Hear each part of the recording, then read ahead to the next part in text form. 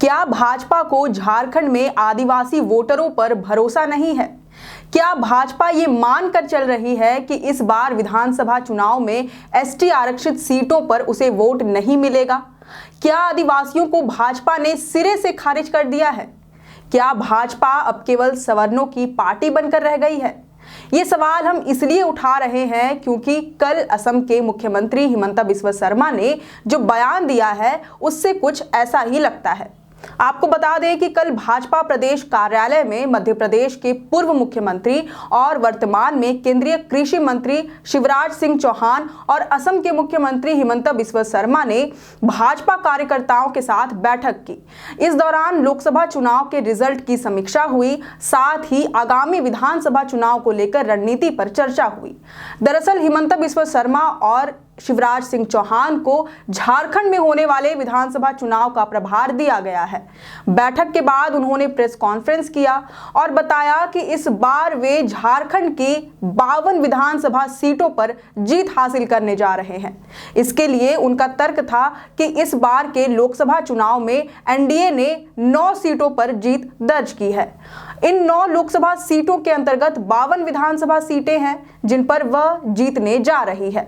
हालांकि आपको बता दें कि झारखंड में कुल 14 लोकसभा सीटें हैं, जिनमें से 5 आदिवासियों के लिए आरक्षित सीटें हैं। इन 5 में से इस बार के चुनाव में भाजपा को हार का सामना करना पड़ा है। इसकी वजह से कहा जा रहा है कि इस बार आदिवासी जनता ने भाजपा को सिरे से खारिज कर दिया है। हालांकि जिन 9 लोकसभा सीटों पर भाजपा ने जीत दर्ज भी की, उनमें से भी सभी विधानसभा क्षेत्रों से पार्टी को लीड नहीं मिली। उदाहरण के लिए रांची लोकसभा सीट, जहां से भाजपा के संजय सेठ फिर से सांसद बने, इसके अंदर 6 विधानसभा क्षेत्र आते हैं।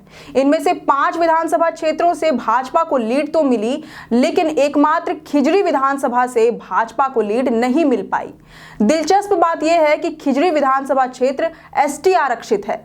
इसके अलावा चतरा लोकसभा सीट के अंतर्गत मनिका विधानसभा, जो कि एसटी आरक्षित है, यहां से भी भाजपा लीड नहीं लेकर आ पाई। यानी कि जिन लोकसभा सीटों पर भाजपा को जीत मिली, वहां के भी एसटी रिजर्व विधानसभा सीटों पर भाजपा को लीड नहीं मिल पाई। एसटी आरक्षित के अलावा जो जनरल सीटें भी थी, उनमें भी सारे ही विधानसभा में एनडीए को लीड नहीं मिली। मसलन गिरिडीह लोकसभा सीट, जहां की डुमरी, गोमिया और टुंडी विधानसभा से आजसू लीड नहीं लेकर आ पाई। बाकी 3 में लीड मिलने के कारण ही पार्टी को जीत हासिल हुई। ऐसे और भी विधानसभा हैं जहां पर एनडीए लीड नहीं कर पाई, लेकिन लोकसभा सीट को जीत पाने में कामयाब रही। हालांकि इसे फिर भी कामयाबी नहीं कहा जा सकता, क्योंकि अब की बार 400 पार का नारा देकर 293 सीटें जीतने वाली भाजपा का इस बार के आम चुनाव में वोट शेयर 6% की दर से घट गया है। इससे पूरे देश के मिजाज को बेहतर रूप से समझा जा सकता है, जो कि झारखंड में भी साफ देखने को मिलता है। और तो और लोकसभा और विधानसभा चुनाव का समीकरण अलग अलग होता है। विधानसभा चुनाव के समय जनता मुख्यमंत्री का चेहरा देखती है, ना कि मोदी जी का। पार्टी और प्रत्याशी भी उतने ही अहम फैक्टर होते हैं। इसलिए जरूरी नहीं कि अगर लोकसभा चुनाव के दौरान किसी विधानसभा से लीड मिल गई तो विधानसभा चुनाव के दौरान भी ऐसा ही होगा। इसका सीधा उदाहरण है साल 2019 का लोकसभा और विधानसभा चुनाव। उस दौरान लोकसभा चुनाव में भाजपा और आजसू ने मिलकर 14 में से 12 सीटों पर जीत दर्ज की थी। इस हिसाब से एनडीए का अनुमान था कि वह विधानसभा चुनाव में 60 से 65 सीटों पर जीत हासिल कर लेगी, लेकिन रिजल्ट इससे बिल्कुल उलट था। भाजपा मात्र 25 सीटों पर सिमट कर रह गई थी और इस बार तो भाजपा को 12 की जगह मात्र 9 सीटें ही मिली है। ये सवाल प्रेस कॉन्फ्रेंस के दौरान मीडिया वालों ने पूछा तो हिमंता बिस्वा शर्मा ने बार बार यही दावा किया कि 2019 के विधानसभा चुनाव में हमने 25 सीटें जीती थी, लेकिन इस बार लोकसभा चुनाव में हमने 52 विधानसभा सीटों पर बढ़त बनाई है। ऐसे में इस बार विधानसभा चुनाव हम ही जीतेंगे। यानी एक बार फिर से भाजपा पुराना हिसाब किताब लगा रही है। अब 52 सीटों पर जीत दर्ज करने का दावा तो भाजपा कर रही है, लेकिन ये नहीं बता रही है कि उनके पार्टी में से मुख्यमंत्री का चेहरा कौन होगा। हालांकि मीटिंग के दौरान ये जरूर कह दिया कि बाबूलाल मरांडी के नेतृत्व में भाजपा विधानसभा चुनाव लड़ेगी। यानी पार्टी ने हिंट दिया है कि उनके सीएम का चेहरा बाबूलाल मरांडी हो सकते हैं। जबकि देखा जाए तो पहली बार मुख्यमंत्री का पद संभालने के बाद आज तक उन्हें दोबारा मौका नहीं मिल सका। अब तो उनका राजनीतिक करियर भी समाप्ति की ओर है। वह भाजपा के ट्विटर स्टार बनकर रह गए हैं। ट्विटर, जो अब एक्स हो गया है, इसके माध्यम से राज्य सरकार, झामुमो, कांग्रेस पर आए दिन वह निशाना साधते रहते हैं। जमीनी स्तर पर उनकी राजनीति अब खत्म सी हो गई है।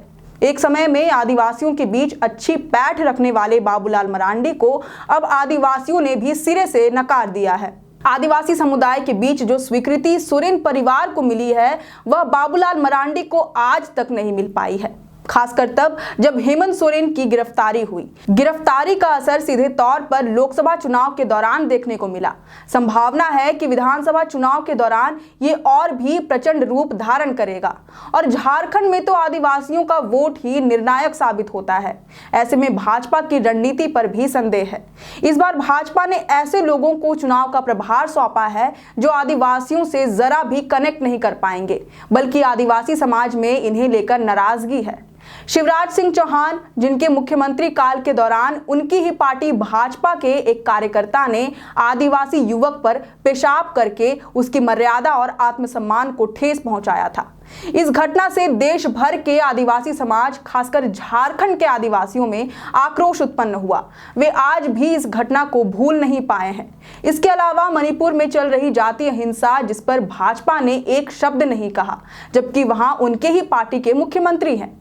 शिवराज सिंह चौहान के साथ साथ हिंदुत्व की राजनीति करने वाले असम के सीएम हिमंत बिस्वा शर्मा को भी राज्य में होने वाले विधानसभा चुनाव का प्रभार सौंपा गया है, जबकि आदिवासियों के बीच जय श्री राम नहीं चलता।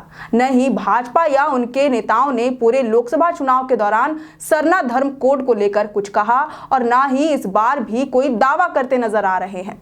इस लिहाज से देखें तो इस बार के विधानसभा चुनाव में भाजपा समेत पूरे एनडीए गठबंधन के लिए राहें मुश्किल नजर आ रही हैं।